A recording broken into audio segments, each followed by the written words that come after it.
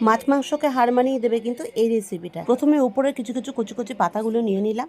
এবার এই পাতাগুলোকে ধুতে হবে কিন্তু নর্মাল জলে নয়, একটু গরম জলে। গরম জলটা করে গ্যাসটা বন্ধ করে আমি এই পাতাগুলো ভালো করে গরম জলে ধুয়ে নিলাম। এবার এই পাতাগুলো এক এক করে পুরো তুলে ফেলবো, তারপর জল ঝরিয়ে নেব। এটা যতক্ষণ জল ঝরছে ততক্ষণ আমি কড়াইতে একটু কালো জিরে দিয়ে দিলাম, রসুন দিয়ে দিলাম, একটা গোটা শুকনো লঙ্কা দিয়ে দিলাম আর দুটো কাঁচা লঙ্কা দিয়ে দিলাম। যে যেরকম ঝাল খাও সেই বুঝে কিন্তু লঙ্কা দেবে। এরপর এটা যখন হালকা ভাজা ভাজা একটা স্মেল দেবে, তারপর জল ঝরিয়ে রাখা পাতাগুলো দিয়ে দেবো এর মধ্যে। দিয়ে এটাকেও ভালো করে নাড়াচাড়া করে আমি একটু লবণ দিয়ে দেবো। লবণ দিয়ে একটু হালকা নাড়িয়ে কিন্তু আমি এটাকে ঢেকে গ্যাসের ফ্লেমটা একদমই কমিয়ে দিয়ে ভাপ হতে দেবো। পুরো ভাপ হয়ে গেছে, জলটাও পুরো শুকিয়ে গেছে।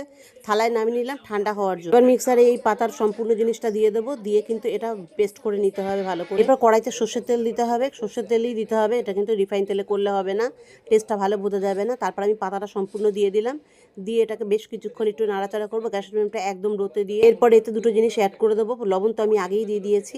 প্রথম দিয়ে দিলাম স্বাদের ব্যালেন্সের জন্য চিনি, আর দিয়ে দিলাম একটু চাট মশলা, ব্যাস। আর কিছু দেওয়ার প্রয়োজন নেই। হালকা একটু নাড়াচাড়া করে যখন কাঁচা গন্ধটা বেরিয়ে যাবে তখন কিন্তু এটা নামিয়ে ফেলবো। দেখো আমার হয়ে গেছে, আমি সম্পূর্ণ নামিয়ে ফেলছি। এবার বলবো এটা কি বাটলাম, এটা হচ্ছে লাউ পাতা বাটা। এইভাবে বানিয়ে কিন্তু তোমরা একবার খেয়ে দেখো, অসাধারণ খেতে হয়।